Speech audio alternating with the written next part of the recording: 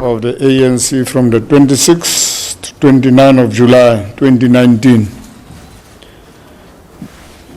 The ANC National Executive Committee met in its regular session from the 26th to 29th of July 2019 at St. George's Hotel in Tshwane.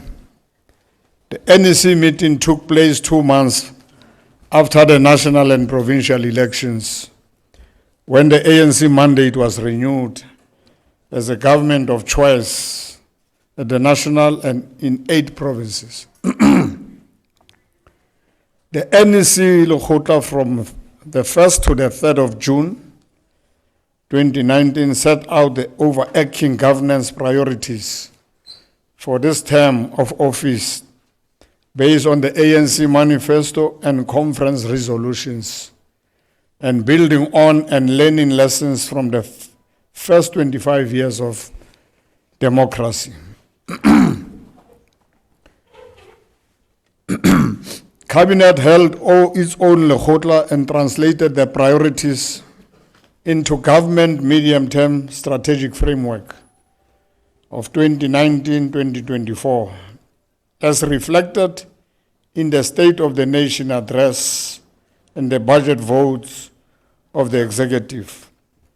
The successful implementation of this program of action depends on an African National Congress that is united, focused, and with the capacity to mobilize society behind its mission of a united, non-racial, non-sexist, democratic, and prosperous South Africa. We therefore, as the National Executive Committee, also address the issue of unity, renewal, and capacity of the ANC in the context of this mission and the current economic situation confronting our nation, and the expectation of the people that we must speed up transformation.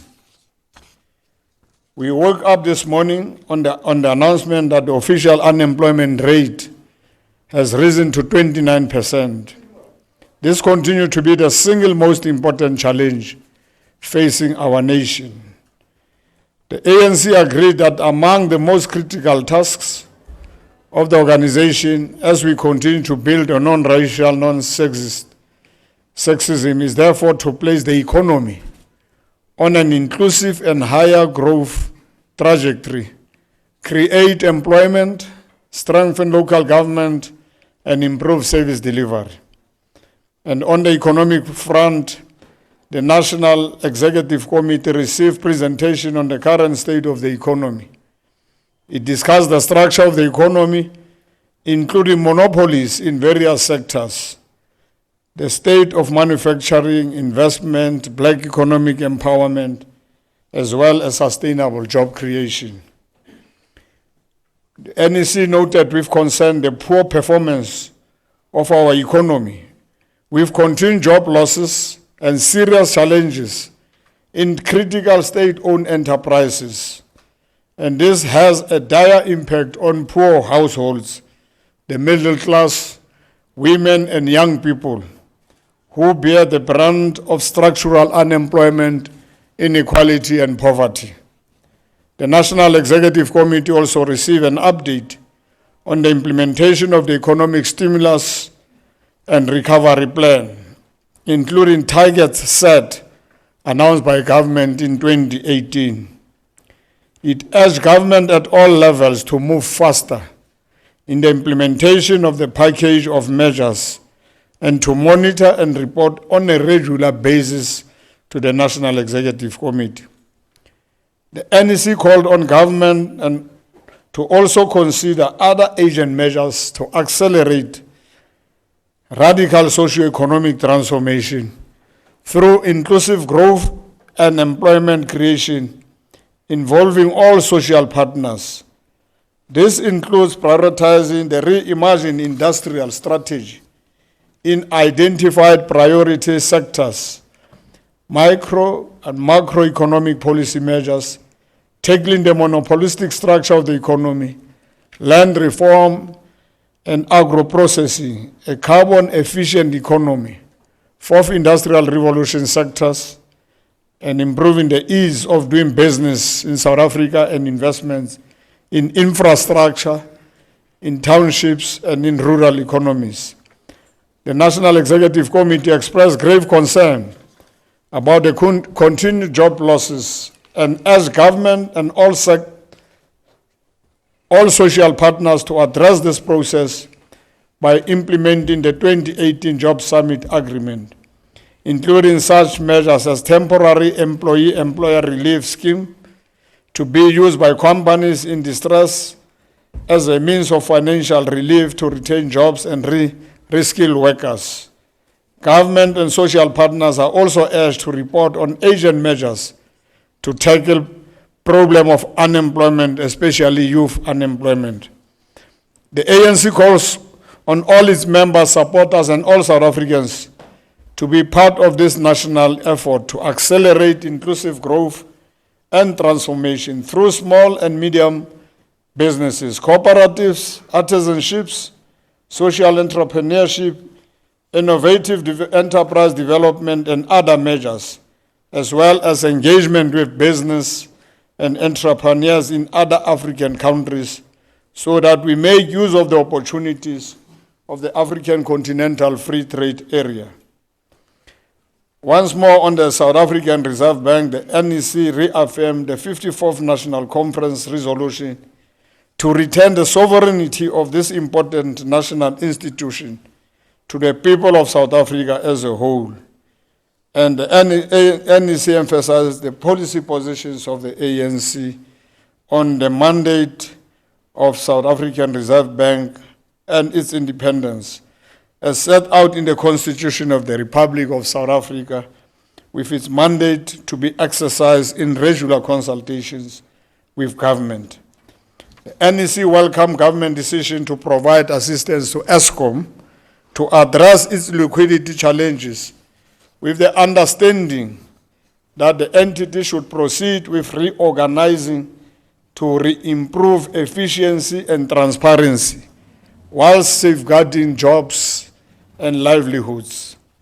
The NEC appreciated Cabinet approval of the policy for the licensing of the high-demand spectrum, which will have a significant impact on the cost and availability of broadband services. And we further noted and supported the process by government to deal with the matter of e-tolls so that it is resolved amicably and expeditiously. But the NEC reaffirms the user pay principle in dealing with the financing of major infrastructure projects. The NEC will remain seized with this and other economic transformation challenges and opportunities at each of its meetings. And on land reform, the National Executive Committee reaffirmed ANC resolution on accelerated land reform and its commitment to a mix of state, communal, and private ownership of land. The National Executive Committee welcomed the establishment of the Parliamentary Ad hoc Committee tasked with the amendments to Section 25 of the Constitution to allow for expropriation of land without compensation, and we urge the committee to complete its work by the end of this year. The NEC welcomed the report of the Presidential Advisory Panel on Land Reform and Agriculture, which made comprehensive recommendation on transformation of agriculture, rural and urban land, and spatial transformation. And the NEC encourages government to move swiftly towards the implementation of the panel's recommendation. We also noted that a key part of stimulus package is support to over 250,000 small-scale and emerging farmers, and that the support must be implemented in a targeted, developmental, and transparent manner. And the National Executive Committee also knows that the review of the Land Claims Court has started as part of the ANC 2018 Land Summit recommendation and the NEC decision on this matter. And therefore, we welcome the commitment once more of government to visit every district during this term of office. The focus on the district level as a point of delivery should ensure improvements in the delivery of services and infrastructure such as water, sanitation, education, health, human settlement, and decentralized economic development and job creation and safer communities.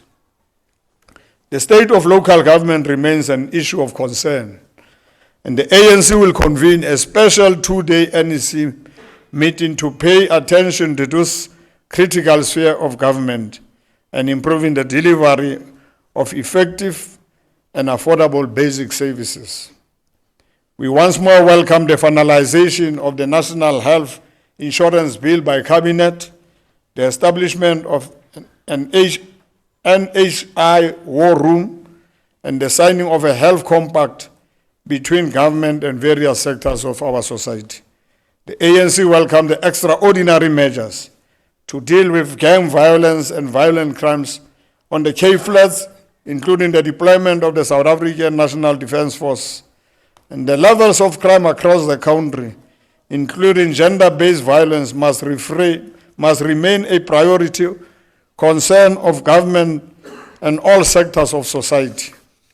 And the National Executive Committee instructed all its deployees in government and all spheres from national to province and local to deal with issues expeditiously and to be focused and diligent in the implementation of programs and to engage the people and relevant sectors. And we spend more time also emphasizing the 2017 NASREC conference, focusing on our decision on renewal and unity of the ANC.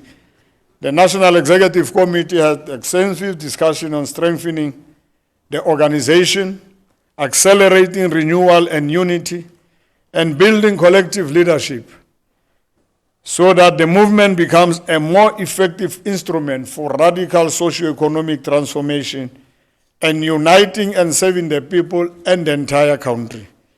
The National Executive Committee welcomed the progress made in implementing the 54th National Conference instruction on a sustained program of renewal and unity, which was evident in the establishment of the effective organizational machinery responsible for the 2019 election victory. The National Executive Committee recognized that there is certain persistent behavior, particularly at leadership levels, which undermines this program.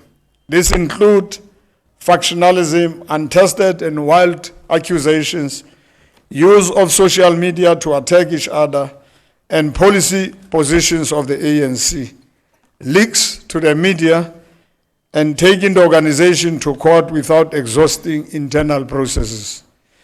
The National Executive Committee further noted and strongly condemned the use of intimidation, violence, and even killings to assess positions in the ANC and government, resources and patronage. And we reaffirm the agent renewal task from National Conference to strengthen branches as agents of development and social cohesion in communities. The National Executive Committee welcomed progress with the implementation of the new membership system, which will go live before the end of August 2019, allowing for members to join and renew online and to manage their own membership. This will assist in addressing gatekeeping, bulk buying of membership, and corruption. And the National Executive Committee adopted the organizational program of action, which has specific external and internal tasks for ANC branches. And this includes the need for branches to build a direct relationship with the people and regular contact through door-to-door work in all communities, and the need to respond to local needs and work with government and civil society to address problems facing our communities. Branches are expected to participate fully in democratic ANC elections and decision-making on policy, and they need to recruit more people who can contribute to the ANC mission and deploy members to participate in community activities. The meeting adopted a mass political education program targeting at least 50,000 cadres over 3 years to be implemented through our OR Tambo School of Leadership. And in line with the 54th National Conference resolution on the review of our internal party electoral system, the National Executive Committee agreed to review the Through the Eye of the Needle document so that we improve our internal electoral system, including internal rules and regulations for lobbying.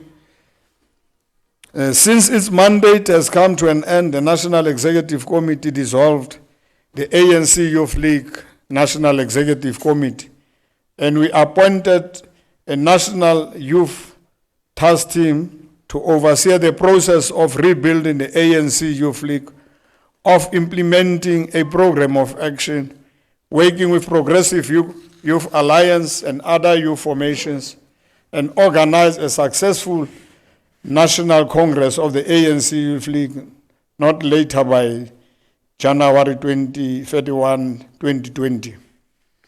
As we embark on Women's Month, we recognize that we are in a society whose constitution commits us to build a non-sexist society. And over the last 25 years, we have made strides towards the emancipation of women. And at the same time, as we continue to fight to dismantle of patriarchy and fight misogyny, we must tackle gender-based violence, the economic and social exclusion of women, equal pay for equal work, and the employment of women in all spheres of society. The ANC, as a leader of society, is the only party with a gender parity policy and which integrates non-sexism in all its policies, leadership structures, and programs. And the National Executive Committee at this meeting adopted the ANC internal policy on sexual harassment in the work environment, and further agreed to adopt a broader organizational-wide sexual harassment policy. The National Executive Committee took a decisive step in the implementation of the National Conference resolution on the Asian unity of Umkhondo Wesizwe, and the National Executive Committee established a joint structure of MKMVA and MK Council to audit and verify all former MK veterans and to organize and focus on the welfare needs of former ex-combatants. And then the joint structures will act as a with one voice publicly, and the Peace and Stability Subcommittee of the NEC will oversee all these processes. The NEC noted that the ANC in Northwest remains weak, divided and unstable, which has impacted on governance, and the National Executive Committee has agreed to dissolve the PEC, whose mandate has come to an end, and appointed a Provincial Interim Structure Committee in accordance with the Constitution to implement the process of renewal and rebuilding of the ANC structures. Almost towards the end, the National Executive Committee noted that the SGO and the Chief Whips are finalizing the deployment of its public representative at provincial and national levels to parliamentary constituency offices.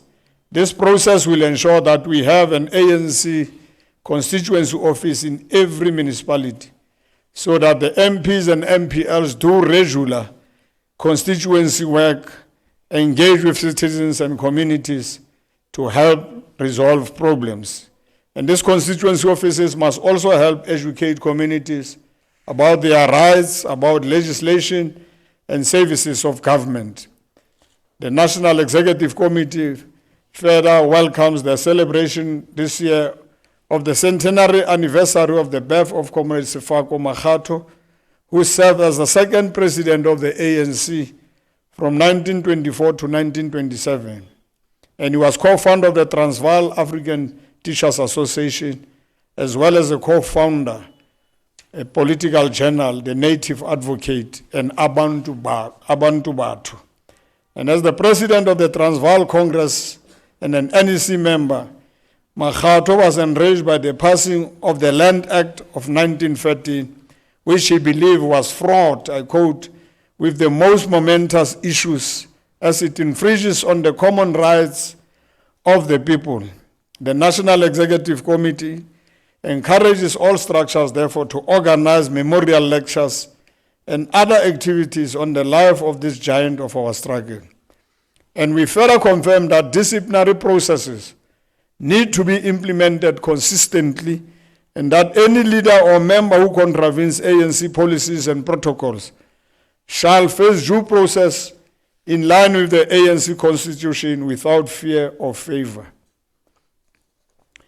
And on the issue of allegations against Comrade Derek Haneko, this matter was raised in the meeting of the National Executive Committee, and the National Executive Committee referred this matter to officials for processing. The National Executive Committee urged law enforcement agencies to act decisively on political killings and serious acts of criminality. The National Executive Committee also knows the increase in taxi violence and murders, which also required a coordinated response by the relevant agencies and government. And the NEC noted that some opposition parties, due to their poverty of ideas and lack of clear programs, are attempting to set the agenda of the ANC. They do so through wild allegations in order to try to distract us from our program of transformation. And the National Executive Committee vote not to be diverted and call on all members to remain vigilant so that we don't allow opposition to further divisions in our movement. And the ANC recognize that the people of South Africa are very interested in the outcome of its deliberations as the leader of transformation and governing party. And it is therefore concerning that the media continues to mispresent its discussions and meetings using faceless sources. The National Executive Committee remains committed to dealing with the media in an open and constructive manner and expects the same courtesy in return. On financial, ethical, and clean government, the National Executive Committee reaffirmed its commitment to strengthen ethical and clean government and to fight corruption and state capture as per our 54th National Conference resolutions. We noted the proceedings of the Zondo Commission and reaffirmed its position that the ANC will not give running commentary on evidence before the Commission. And we therefore reaffirm our previous position that all ANC members must cooperate with the Commission, and the ANC has and will at appropriate time make its own submissions to the Commission. The National Executive Committee revised the terms of reference of the Integrity Committee to enable it to call on ANC members and leaders to appear before it, and to enable members to present themselves to the Commission and to strengthen the Commission investigative capacity. The National Executive Committee noted various recent reports of the public affecting the public protector, some of its leaders, and the fact that these have been taken on judicial review. The meeting affirmed its principal support for the Office of the Public Protector and other Chapter 9 institutions and the judiciary.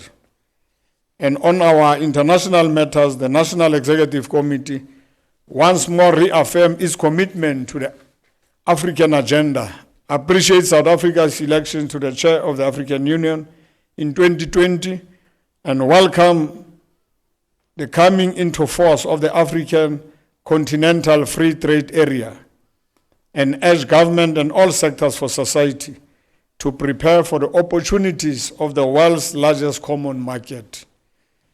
The National Executive Committee reiterated the importance of South-South cooperation as part of our struggle for global peace and a more just global system. And we reaffirmed the conference resolution on solidarity with the Western Sahara and Palestine, and congratulated the Cuban government and people of their celebration this year of 60 years of the Cuban Revolution and of the 26 July movement led by the young Fidel Castro Ruz. The National Executive Committee confirmed its commitment to our national climate change obligations with a just transition as responsible global citizens. In conclusion, the National Executive Committee calls on all leaders and members of the African National Congress across the country to maintain unity, discipline, and embark on renewal so that it focuses all its energy on building a united, non-racial, non-sexist, democratic, and prosperous South Africa, and the struggle for a better Africa and a better world. The National Executive Committee committed to put shoulder to the wheel in the spirit of Tumamina and Kauleza to lead and focus in order to ensure that we decisively and immediately tackle hunger, that we speed up economic development and growth, we create employment for young people, we improve education outcomes in the context of a skills revolution, and deal with gender-based violence and violent crimes so we build safer communities. And I think I can give you the names of the National Youth Task Team. The convener of that National Youth Task Team is going to be Comrade Thandi Mahambahlale. And the coordinator of the task team is going to be Comrade Sibongile Besani. And the chairpersons of provinces and secretaries of the Youth League will be part of this national task team, together with the former officials of the ANC Youth League at national level. They will then be supported by the team from the National Executive Committee, which will include Comrade Dakota Legwete, Zizi Kotwa, Pule Mabe, Faith Mtambe, Nomvula Mkonyana, Lamola, Lindwe Zulu, Mthethwa Nathi, David Masondo, Pinky Kekana, Phoebe Potgieter, Senzo Mqunu, former president of the Youth League, Lulu Johnson, former president of the ANC Youth League, Malusi Gigaba, and former president of the ANC Youth League, Comrade Fikile Mbalula. That will be the task team assisted by members of the National Executive Committee. And in Northwest, the convener of the National Provincial Task Team is Comrade Susan Janji, who's going to be the convener chair, and Comrade Patrick Chauke, who was once a member of parliament, will be the coordinator.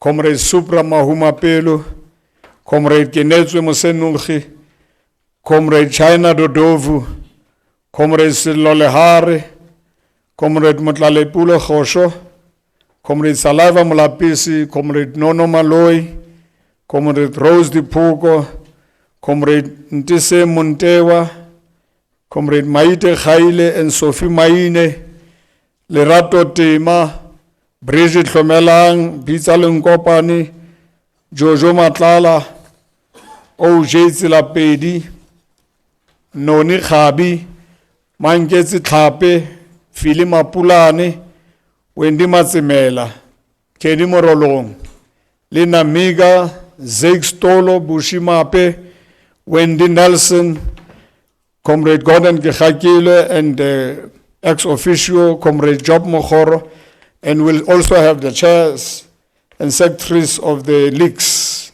in Northwest. And I'm sure that is the end of our statement. So there wasn't any muzzling of the Secretary-General in the NEC. I just decided not to have a doorstep. And I'm sure that is a practice which is will be a good practice even for the future. You don't believe so? So if you don't know, don't say I'm muzzled. I decided not to do a doorstep. No, thank you very much, SG, for helping them understand that henceforth, no doorsteps will have this kind of briefings so that you could have a fuller appreciation of what really transpired at the National Executive Committee. The clarity helps SG so that they can convey the truth out to the public. We can now open the floor for questions. The practice is the same. You tell us your name and the media outlet you come from, and then file your question. We'll start this side. You'll start Zwai, you'll come. Samkelo, Zingiswa.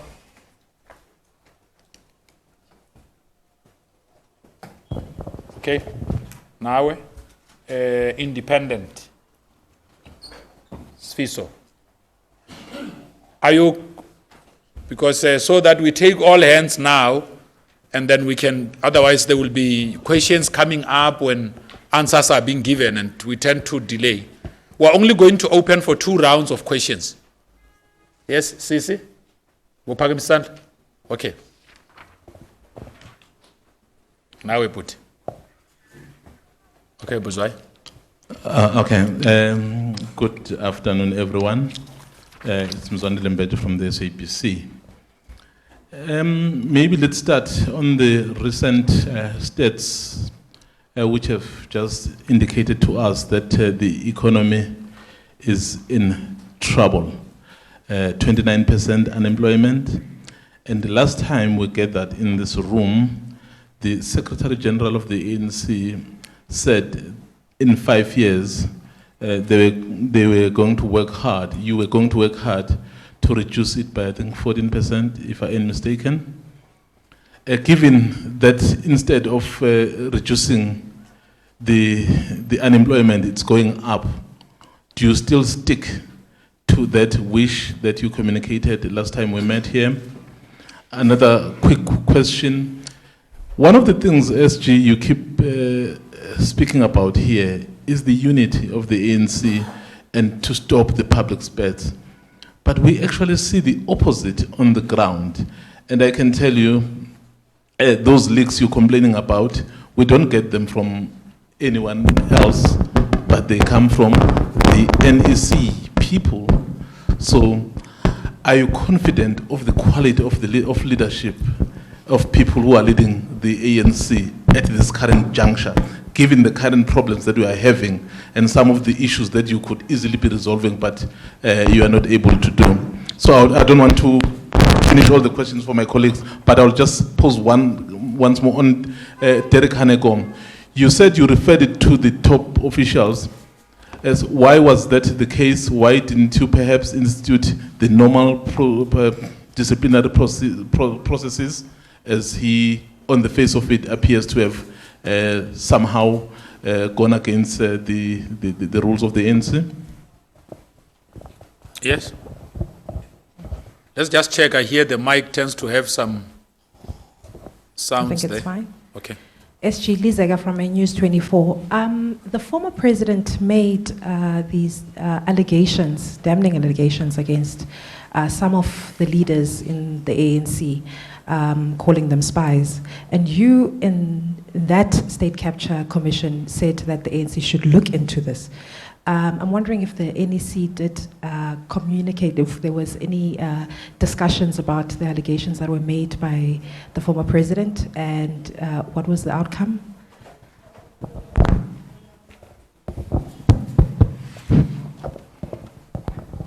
Hello, Alistair Smout from Reuters. You said again that unity in the ANC is important, but there was quite a bit of dispute after your last briefing and the comments on the SARB's mandate. Does the ANC still want to change the mandate, and is the ANC united behind that? Or you sounded a bit more moderate in what you were saying today. Is there no imminent change to the mandate in the offing? Thank you.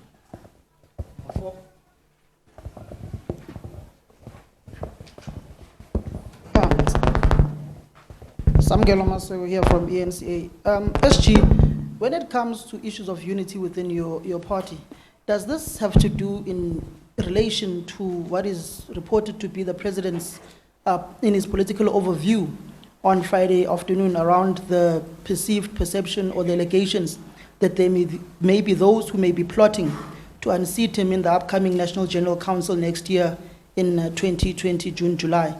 Does it have anything to do with that? And when it comes to issues of various allegations being made by ANC leaders, is this in relation directly to the allegation that was made by the former president of the ANC and of the country, former President Jacob Zuma, around those who may have been spies during the apartheid era?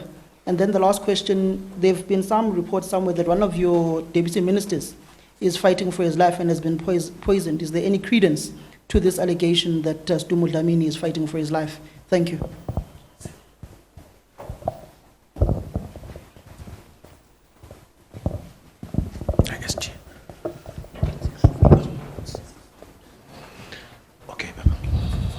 Thank you very much. My name is Zingi from Sunday Times. My first question, SG, can you confirm or deny that the NEC took a decision that the permanent PIC board that's going to be appointed must be headed by the Deputy Minister of Finance, Mr. David Mason? Number two, on the National Youth Task Team, what was the rationale to have it comprised this way, especially by people who are beyond the age of the Youth League, contrary to the cause of those, contrary to the call that was made for this entity to be made of young people who are within the Youth League range of 35 and younger? Number 3 and 4 combined, on the issue of, you say that the NEC calls on all members of the ANC to maintain unity and discipline, but one would ask, how do they do that when leaders at national level are at each other's throats almost every day? And then lastly, on issue of South African Reserve Bank, you sort of changed the language of sovereignty of the bank. It must be given to the ownership of the South Africans as a whole. Is that still nationalization of the Reserve Bank, as was the language spoken in Nasrec? Thank you very much. Okay, we can come to Sfiso now.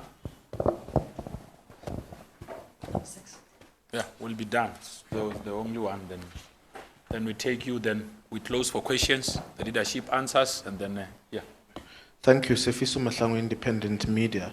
On the 5th of August in 2017, the former SG, Mr. Gwede Mantashe, said, and I quote, "The ANC will investigate and punish all those who voted against the party and all those who connived against former President Jacob Zuma." I want to know if that is still the modus, if that is still the action, now that you know that there were meetings with the EFF, particularly now that Mr. Hanekom has confirmed that he did meet the EFF in a bid to remove the former president. Is that still the position of the ANC?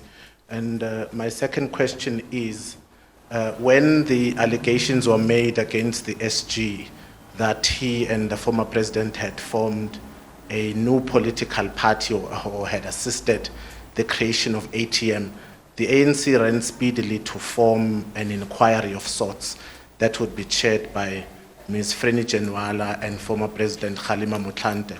Now there are allegations that an NEC member of the ANC has worked to oust the president of the ANC, but we don't hear of an allegation, an inquiry, an investigation. Are there different mechanisms in dealing with different comrades, or what is the deal here? Thank you.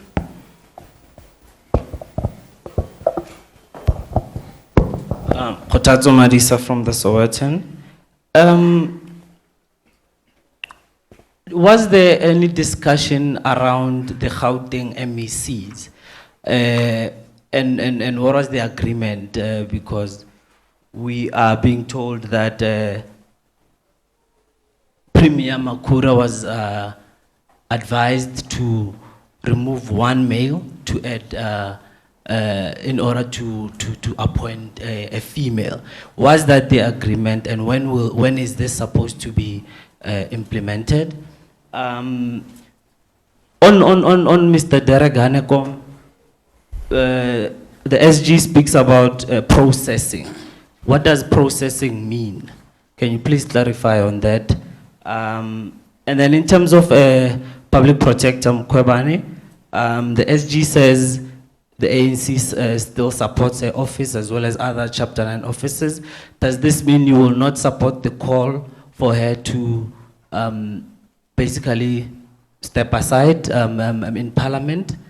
And the last one, the SG speaks about unity, but the statement that this SG released, in which he referred to Mr. Derek Hanekom as a charlatan, sort of goes against that. Was the statement discussed in the NEC, and what was agreed? Thanks. I'm going to hand over to the DSG, the SG, and Comrade Dakota. I'm sure that... okay, SG.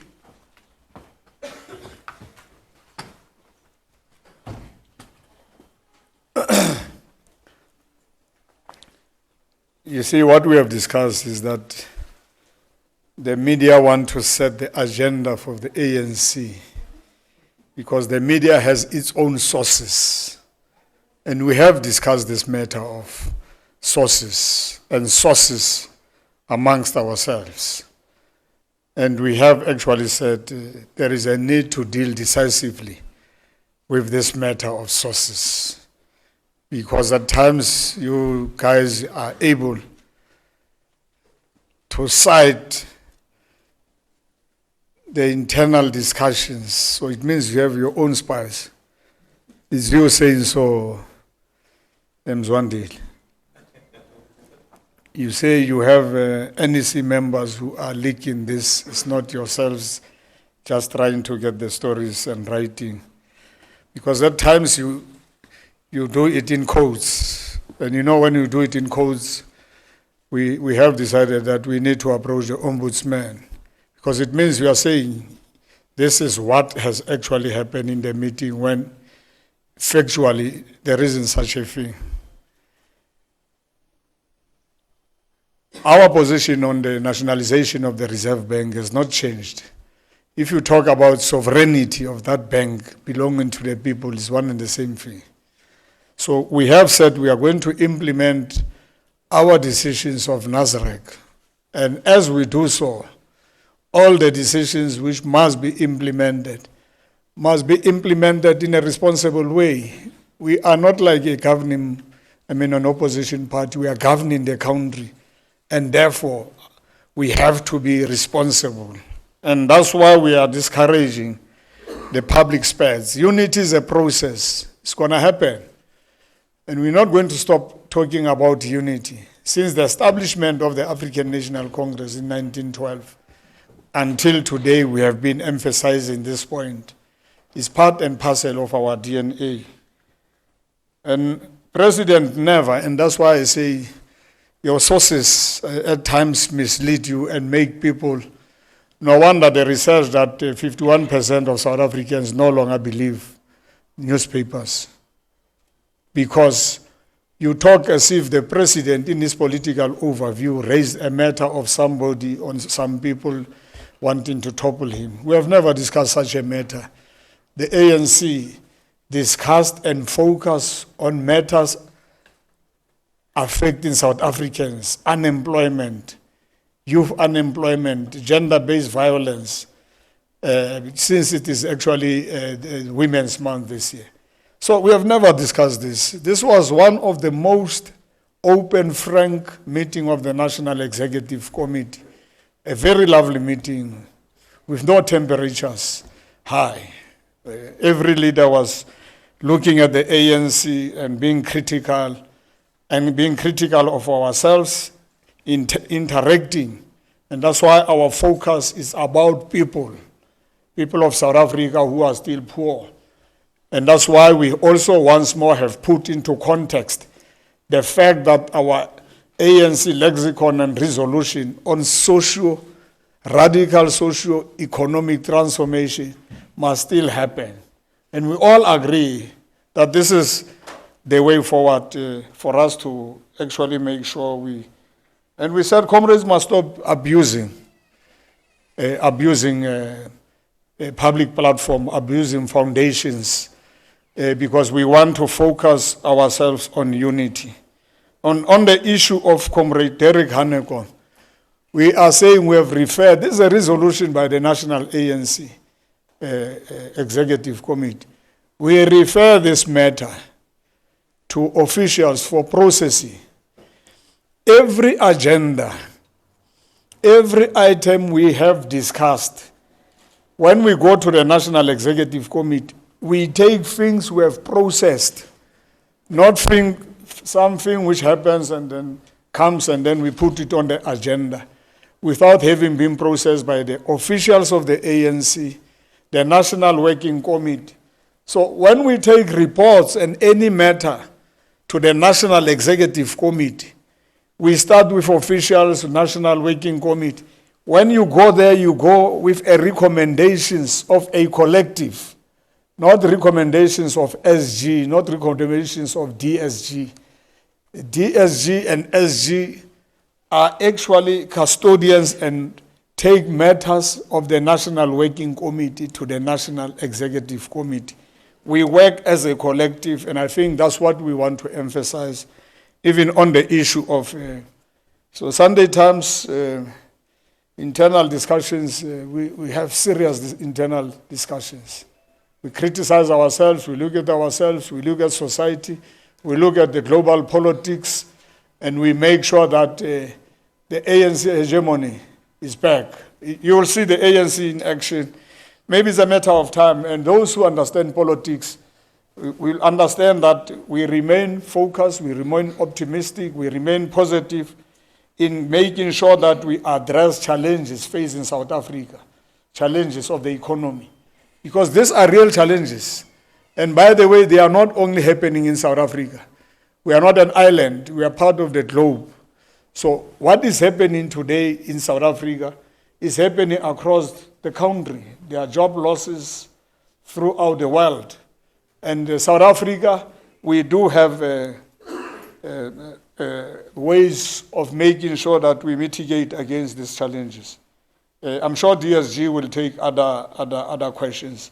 The issue of the Zondo Commission, we have said and we have encouraged anybody with any information, because we're not hiding anything, to go to the Zondo Commission. So let's respect and wait and see what happens. But you must remember, a commission is not a court of law. That's one thing you have to distinguish. But the commission is doing its work, and let's leave it at that. Yes, G? I'll start first with the question from... Yes, G.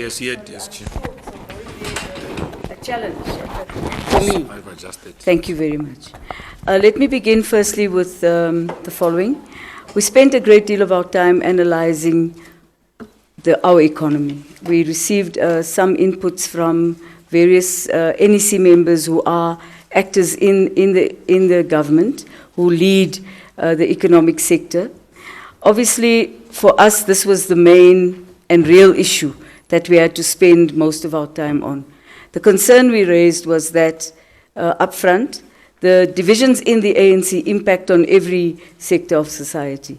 And we're very conscious of that. And therefore, in discussing the economy, the one commitment we made was that as the ANC, our commitment is to work with all sectors of society in partnership to try to bring on board everybody in our attempt to bring our economy back on track, an economy that will work for everyone.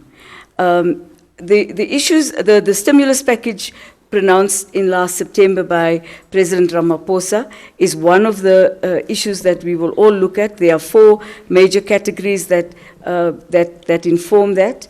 All of those will become part of our normal day-to-day work as well. On the Reserve Bank, I just want to say very categorically so that we're all clear about it and we don't go away with a different understanding. On the issue of sovereignty, it is our desire that the Reserve Bank should be in the hands of the people of South Africa. At the same time, we must accept and understand that the mandate of the Reserve Bank because of its and it is an independent institution, said so by our Constitution of the Republic of South Africa. That doesn't change. It cannot change because of who the shareholder is. That's not the issue. The mandate of the Reserve Bank will continue to be a matter that will be from time to time consulted with the government. I don't know if you're aware that even in the United Kingdom now, there's a big debate about the Chancellor of the Exchequer looking at the mandate to expand the mandate of the Reserve Bank. Our Reserve Bank has already expanded its mandate way beyond interest rates. They do look at unemployment, they do look at other factors, and I think the important thing to remember is that we stand behind the independence of the Reserve Bank, and we stand behind the fact that its mandate is derived from its communications and consultations with the government of the day. On the issue of Derek Anacom, what does process mean? Process in the ANC has never been to make an accusation without actually providing people the opportunity to state their side of the case. And what is normal is for the officials, I want to give examples. For instance, in a number of local government entities, councils, you find that councillors have voted with the opposition to oust the mayor, voted with the opposition to deal with a particular economic issue in the council, and that would have been contrary to the mandate given to it by the caucus of the ANC in that council. In this case, the accusation that is made by a member of an opposition party. And what the NEC has directed us to do is to go and look at the veracity of the statements made by the EFF, also to look at when Comrade Anacom says he did have discussions with the EFF, what were those discussions? So to give people an opportunity to state what it is that they believe they have done incorrectly. And then what will happen is the officials will then agree where this particular matter might go to. It might well go to the committee that is dealing with the allegations around the formation of small political parties. And I also want to indicate that at no time in the ANC, ever in any of our discussions, did we say that we were investigating the Secretary-General. The decision of the NWC, the decision of the NEC is to form a committee that would look at any member of the ANC or the NEC that may have been involved in the formation of other political parties, and for what purpose. That is the terms of reference of that particular committee. On the issue of allegations around spies and that kind of matter, we agreed we cannot discuss matters that are still in the purview of the Zondo Commission. People have a right to go to the Zondo Commission and cross-examine people who make statements. And as far as we know, both people whose names were mentioned have indeed said that that is what they were going to do. So we didn't go into that as a discussion at all. There was no mention in the President's opening remarks about him being unseated in the NGC. I can't remember that. And I never left the meeting. However, let me just explain an NGC so that we all understand. The National General Council reviews policy. It can replace an NEC member if there's a vacancy. There's no vacancy for the presidency of the ANC, and it is unlikely that there will be such a vacancy. So I think we must be cautious about rhetoric that comes from maybe friends of our desires. The desire of the ANC is not to unseat its president, nor is it intending to remove the president of the ANC anywhere. That's never been discussed. On the PIC board to be headed by a deputy minister, yes, the matter was raised because of historically that has been the position, as well as we believe a position of the government to do so. What has happened is that the matter was raised and government was asked to go and discuss the matter properly, and to come back with, because this is an interim board as we understand, it's not the permanent board, it is an interim board. We've left that to the government to discuss and give us a response since the matter was raised. The age of the people who are leading the Youth League, what we needed to put in place was people who had some organizational memory, because the only mandate of this task team is to take the Youth League to conference. And it must do so speedily, and it isn't going to be given too much leeway to deal with matters beyond that. I also want to just add, as we speak about the Youth League, that we do not accept the decision of a Youth League somewhere in Gauteng, I think it's Greater Johannesburg, that they will be training people militarily and handing out guns. We actually reject that absolutely. And the Youth League will be requested to come and explain themselves to us. That kind of statement. If anybody wants to join the Defence Force, they can apply and become a member of the South African National Defence Force. We do not subscribe to private armies on the side. Yes, it is true that Gwede Mantashe did say that we would investigate all those who voted against the former president. That is absolutely true and correct. However, we are dealing with it in an internal party process, so that we do not make judgments before we've actually looked at things very specifically. The small political parties was, as I said earlier, was not formed for the SG. We raised the concern that of the total vote, if one looked at the 3-point-some-odd%, we had anticipated that we would get 60% of the vote.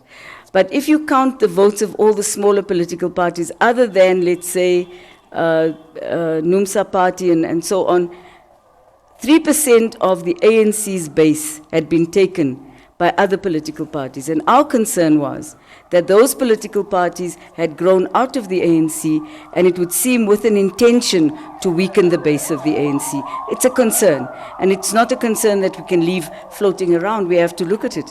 And so we would like to know if any NEC members were involved in the formation of those political parties, not the SG. And that allegation comes from a single individual who made an affidavit. Yeah, it still has to be tested. Yes, we discussed Gauteng. The policy of the ANC is a 50% parity between men and women in all structures of the ANC right across the board. The NEC discussed the fact that Gauteng had deviated. The NEC also acknowledged the fact that the Gauteng matter was brought to the NWC. They had explained themselves and they were forgiven, if I might say. The NEC did not accept that the NWC could do that, and therefore the decision was that the Gauteng PEC needs to go and review its position and come back with a position that is in line with the policy of the ANC. On the issue of the Public Protector, the ANC fully supports the Office of the Public Protector. We've noted all the legal issues that surround the person of the Public Protector, and we have not made a call for the Public Protector to step down. I'm not sure where else. I think the SG may have dealt with that. Yes, on the question of our economy in trouble and can we reduce unemployment in 5 years' time to 14%, it's our desire to reduce unemployment. It is our desire. It is also our desire to do so as per the ANC's policy positions and the National Development Plan as soon as possible. And it did say 5 years hence. Our concern right now is working towards increasing economic activity that will create jobs. We've had low job creation in our country for quite a while. And we've also had low growth, and the two go together. So we would like to work on that very much as a matter of urgency, and I think that needs partnership across the board. The notion that there is a distance between the ANC and the private sector is not entirely correct. We may have different perspectives on matters, but one needs the other. And what we discussed in this meeting is that as the ANC, we will make more of an effort to engage with the private sector. Public spats is just dealt with that, and so allegation, 2 times dispute on the, okay, unseat the president. Okay, and I think we've covered all your first round of questions. Thank you. Oh, Dumo Dlamini. Yes, first of all, let me just say that we wish Comrade Dumo Dlamini a speedy recovery. He has been taken very seriously ill. We don't know what is causing his illness. We cannot speculate. We haven't been told by his family what has caused his illness. And the family have not informed us of the suspicion of poisoning. We're in touch with Mrs. Dlamini almost daily. We do speak to her to get updates. We're worried about him. He isn't doing very well. And we just hope that the cause is not poisoning. We're hoping. But whatever it is, we wish him well and we wish him to recover. He's a valuable member of our organization and of the society. Thank you. No. Thank you very much. Looks like we've clarified all of the questions that were raised. Safe to say that on the statement, the Secretary-General we do issue statements from time to time in between National Executive Committee meetings. So the SG doesn't have to call an NEC before he issues a statement through ourselves in DIP. We have got an organization to run. There is full-time capacity at Lituli House. DIP is a full-time unit, so is the national spokesperson of the ANC. So work is being done. What we are now communicating to yourselves are decisions of the National Executive Committee. So any other thing would have fallen off because the line now comes from the NEC. And I think both the DSG and the SG have gone at length to try and clarify issues honestly, objectively, and to the best of what was discussed in the NEC. And I'm sure this clarifies all of you from the 4th estate. If there are some follow-up questions, we can entertain those before we close. This is the last round of questions. Okay, so Tala Ngawe Lizega, Zengawe Samkelo, and yourself. Then we close. Okay.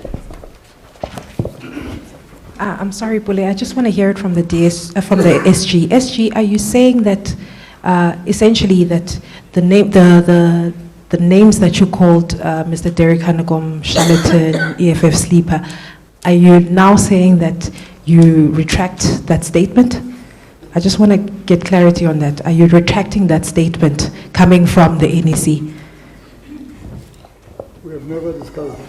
Well, can we just clarify that? That was not part of the discussion. We are done with that. The ANC, that process has, the matter has now been, no, the SG will come and clarify it, but we have already explained the issue has been referred to the officials. Okay. So the SG will repeat this in his voice. Mine is just clarity-seeking question. On the issue of the public protector, I understand you, DSG, to be saying you didn't make a call for the public protector to step down. But the question, I think that was whether or not the NEC did take a position, given the fact that the issue of the public protector is referred to Parliament, for her to be probed in terms of fitness to office. Did you take any decision on whether or not you are going to support the probe or you are going to reject the probe? Okay, or can we take all of them? Okay, because this is the last final round. DSG, on the issue of...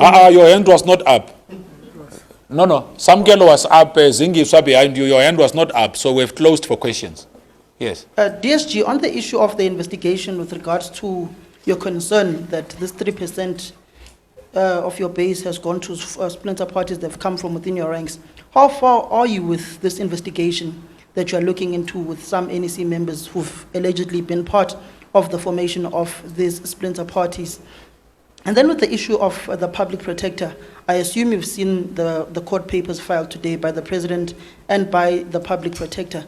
Are you not worried that there seems to be politics that's entering into the issues of the dealings of the public protector, particularly looking at the wording of the president's submission and also the wording of the public protector's submission to the North Gauteng High Court. And on the issue of ESCOM, are you not worried that too many individuals, particularly from the private sector, and the same faces are being recycled in these state-owned enterprises? Many people have questioned the deployment of Jabu Mabuza in the interim at ESCOM, which may be reporting an all-time financial loss this afternoon when it comes to their financials. Thank you. Okay, no, can we take him and then you will close it? Hi there. Just also to follow up on ESCOM, is the appointment of an interim CEO to serve at the same time as he's serving as executive chairman, is that because it was hard to find anyone else to be CEO? And is it ideal situation that in such a complicated company, you have one person doing two jobs? Shouldn't he sort of share the burden? Thanks. Thank you very much. Susan Boyson, just two quick additional questions. You said in your statement that there was an affirmation of the principle of user pay for public infrastructure. So that means you've affirmed the payment for e-tolls. Are there specific developments there? And the second one about the Integrity Committee or Commission, and I see you've named it both committee and commission. It'd also be nice to know forever which it actually is, a committee or a commission. Does the strengthening of his powers mean that it is still or no longer a subcommittee of the NEC, accountable to the NEC, and that can its decisions still be overturned by the NEC? Thank you very much. What did you say on the e-tolls just for officials? Affirmation of the user pay principle? Okay, no, that's fine. Okay, those are the only questions we had. DSG, SG, yes. And I'll give you.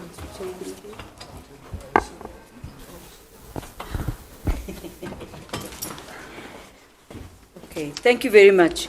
On the issues of the public protector, our take is that when the public protector makes a finding against a person, that person has a right to review those findings. And there's a particular process that takes place in this country and has for the last 20 years. The president a finding was made. He has responded by taking it on review. Then on the issues, similarly with the issues of Minister Pravin Gordhan, it's taken on review. The question of the court's finding is that the public protector's findings cannot be implemented while there is a review process in place. That is the issue. And that's how we also, when we discussed it, that's how we looked at it. The question you ask is, are we going to instruct our caucus to take action against the public protector? We've not discussed that matter at all.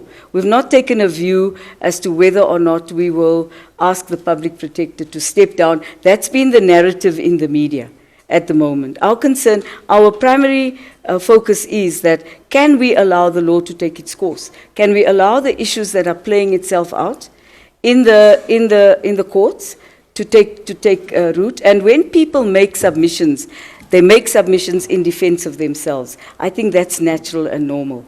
And we shouldn't make it sound as if it's an abnormal thing. When the public protector does go to Parliament, we would also wish to hear her side of the story. She has not made publicly available any of the issues that she's, she does say a few things, but we would like to be able to understand where her position, what her position is and where she's coming from. I think in all of this, we are still saying that we support the office of the public protector and will continue to do so. I think we want to go with it there. On the 3%, I think it's absolutely normal for us to be concerned as to why 3% of our base has gone somewhere else. We're a political organization, we're a liberation movement. We have to look at this. It would be irresponsible not to look at that. The work hasn't begun yet, and you all know from your own sources, I suppose, that former President Motlanthe, because of his commitments in the UN, could not undertake the task. So we had to find somebody else. and he is also declared. So the second person we asked was very busy with where he's deployed. He has also not been available. What we're looking at now is we're looking at 3 or other 4 people to talk to first before it becomes public knowledge. And it does upset people when your name is mentioned in a meeting and somebody leaks it to the media and it's public knowledge before I even know. And that does create problems. On ESCOM, we only heard about the appointment of Mr. Of the CEO late last night, after our meeting had already broken up. There was no discussion about ESCOM CEO in the meeting of the NEC whatsoever. Of course, it is of concern to us that the same person is both chair and CEO, and we will raise that matter and concern with the affected minister. It is of concern, but we understand that perhaps it was a matter of urgency, and perhaps that's the explanation, that they urgently had to have a person to be the CEO, given the fact that they are presenting results today. So there was no discussion on this matter.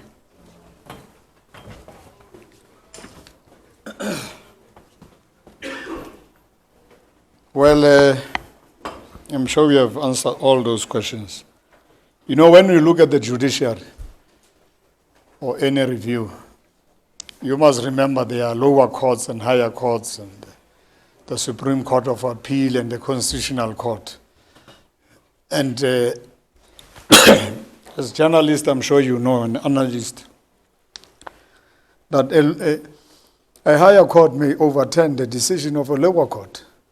It doesn't mean that there is no confidence in the judge who was sitting in the lower court, because there are many judgments which have been reversed recently, even by the Supreme Court of Appeal, as well as the Constitutional Court. So you can't say, if I'm doing my work and something is found against me, therefore I am so-called incompetent. Otherwise, you'll all say, this magistrate whose cases have been overturned by higher courts, by the Supreme Court of Law, by the Constitutional Court, you'll say all those judges are incompetent. It can't be. Number 3, I'm sure when the SG has addressed this issue of young people, why we also did not want to put younger people, we want to give them space to become leaders. We don't want them to go and use this platform of an NYTT to campaign and lobby, and at the same time then become part of the leadership of the Youth League. We now want young people. We no longer want people who are at even 5 years at that time. We want young people to lead the ANC Youth League. And that's why this team is there temporarily, to ensure that the ANC Youth League goes to a conference. It means structures are there on the ground, and structures are there in regions and provinces. And they must just go and work with these structures to make sure that within a particular period, and we have outlined a period, that this Youth League must actually go to a conference. The Integrity Committee is a subcommittee of the ANC. It reports and accounts to the National Executive Committee. This is in line with our resolutions. The powers of the Integrity Commission are there, the terms of reference are there, they can call anybody anytime. I think we have dealt with that matter. I'm sure we have not announced the fact that we have also made Comrade Mildred Oliphant the chairperson of the National Disciplinary Committee, replacing or filling that vacancy which was left by the late Comrade Edna Molewa. And we have also, but it's a known thing, that Comrade Nomvola, Comrade Gigaba Malusi, Comrade Sibongile Besani, Comrade Andres Nel, Comrade Colin, these are full-time NEC members now, because we are beefing up and we want to make sure that the ANC can respond to issues which were raised during elections, so that we beef up our capacity and make sure that we make the ANC strong. Because if we have to ready ourselves for renewal and unity and work hard and servicing our people, you need full-time people. And the more we are going to deal with the issues of strengthening the African National Congress. And we also received the Vietnamese delegation, which came to see the ANC yesterday. And the ETOLs, of course, when we talk about infrastructure in South Africa, we are actually just saying, whether you need electricity, whether you need any other thing, you are going to have to pay for it. So user pay principle is a principle we want to generally talk about when we look into issues of infrastructure, so that we fast track, because our focus now is going to be in rural areas, in townships. We have to make sure that the economy of South Africa is shared amongst the people now. Your procurement systems, those are the things we are going to look at, so that the townships and the villages and rural communities where our base and the poor masses of our people are actually able to access some of government services and functions. I'm sure we have covered you today. We have given you enough time. So we're not talking from sources. So anything we have not touched is because it's not what we discussed in the National Executive Committee. So your sources must assist you to give you real facts. And I don't know why you need sources when we are available for interviews. Make time with us, because we'll tell you formally as SGO. We're not threatened by media highlight your stories, and then when you read the content is different. But your, what do you call this? The caption. The caption is something else. Magashule muzzled. How do you muzzle me? Maybe it's the media which want to muzzle me. So thanks for giving us this opportunity, and all the best. We think you will report objectively, because you are getting it from the horse's mouth. You're not getting this news from another source. A commission or committee in IEC? It's a commission. Yeah, it's a commission. Integrity Commission. No. Thank you very much, members of the Fourth Estate. From the horse's mouth, the presser is officially over now. Oh, you even want lunch?